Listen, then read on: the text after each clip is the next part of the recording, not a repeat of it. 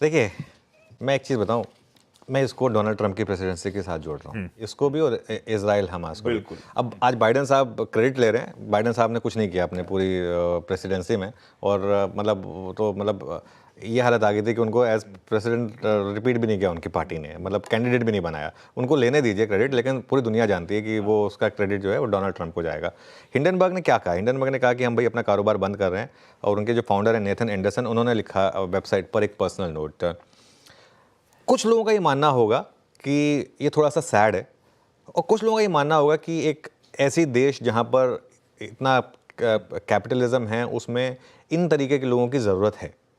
और ये grey area है, ठीक है, क्योंकि हिंडनबर्ग ने भी जो ये रिसर्च की थी वो क्या था, वो अपने फ़ायदे के लिए किया था। वो पहले शॉर्ट करते थे, उसके बाद रिसर्च निकालते थे। हालांकि उन्होंने कहा था ये बात पहले भी कि हम जो भी करते हैं पहले अपना पोजीशन लेते हैं, उसके बाद दुनिया को बताते हैं, हम कोई समाज सेवा नहीं कर रहे हैं। तो ये कोई समाज सेवक नहीं थे, इस चीज़ को आपको समझना होगा।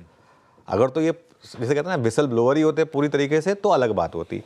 अब इन्होंने कहा कि हमारे पास वो कोई शॉटिंग आइडिया है नहीं, और ये एक चीज़ उन्होंने ज़रूर कही है कि देखिए हमको कोई थ्रेट नहीं मिली, ना ही हमें कुछ ये कुछ बोला गया है कि आप बंद करिए, ऐसा कुछ करिए।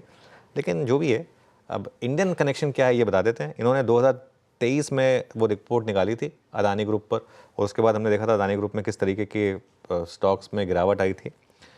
इन्होंने सेबी की जो चेयरमैन हैं, चेयरपर्सन है माधवीपुरी बुच, उनके अगेंस्ट भी इन्होंने काफ़ी कुछ बोला था और कहा था कि एक कॉन्फ्लिक्ट ऑफ इंटरेस्ट वगैरह वगैरह, इन्होंने कुछ 2-3 बातें कही थी माधवीपुरी जी के बारे में भी। पिछले साल अगस्त में गई थी वो, जब हमने संडे को भी एक स्पेशल शो किया था तो इसके लिए। अब एक चीज़ है इसमें, हमारी मार्केट क्या बहुत स्मार्ट है। 2 दिन से हम सोच रहे हैं कि अदानी ग्रुप चल क्यों रहा है। 2 दिन से बात हो रही है यार, ये अदानी ग्रुप चल क्यों रहा है। और सबसे ज़्यादा कौन से स्टॉक चल रहे हैं अदानी ग्रुप में जो सबसे ज़्यादा गिरे थे? अदानी ग्रीन और अदानी एनर्जी, जिन पर डायरेक्ट इम्पैक्ट था, जिन पर डायरेक्ट मेंशन किया गया था इस हिंडनबर्ग की रिपोर्ट में। तो इसके लिए 2 दिन में ये स्टॉक इतना चल चुके हैं। अब सवाल ये उठता है कि क्या ये वाला जो अब हिंडनबर्ग वाला मामला था, अब ये अदानी पर पूरी तरीके से अब ये आउट ऑफ द वे है? अगर ऐसा है तो अभी भी ये स्टॉक अपने हाई से काफ़ी नीचे। 2 दिन में शॉर्ट कवरिंग हुई है, मैं समझता हूँ, हो सकता है आज की और एक शॉर्ट कवरिंग में प्रॉफिट बुकिंग भी आ जाए, क्योंकि काफ़ी। लेकिन फॉर एग्जांपल ये अदानी एंटरप्राइज 4,000 4,500 वाला स्टॉक इस लेवल पर आया था, है ना। इसका आप 2 साल का अगर चार्ट देखेंगे तो पिछले 12 महीने में 22% नीचे है। लेकिन अगर 2 साल का चार्ट देखेंगे इसका तो आपको दिखाई देगा। मेरे ख्याल से आप ये देखिए, ये आई थिंक उससे जस्ट पहले गिरा था, तो इसके लिए क्योंकि एकदम एग्जैक्टली जनवरी के स्टार्ट में आई थी।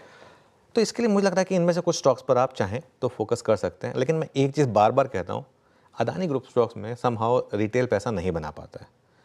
वो बना ही नहीं है रिटेल का पैसा बनाने के लिए, अनलेस आप बाय और होल्ड करके बैठे हुए हैं 10 साल से, वो अलग चीज़ है जो कोई नहीं कर पाता है। कहना आसान होता है, करना नहीं होता, तो मुश्किल होता है। तो इस वजह से तो छोड़ दें, लेकिन एंजॉय करें। अगर आपके पास है, अपना MTM इम्प्रूव होते हुए देखें, और इससे ज़्यादा क्या कर सकते हैं।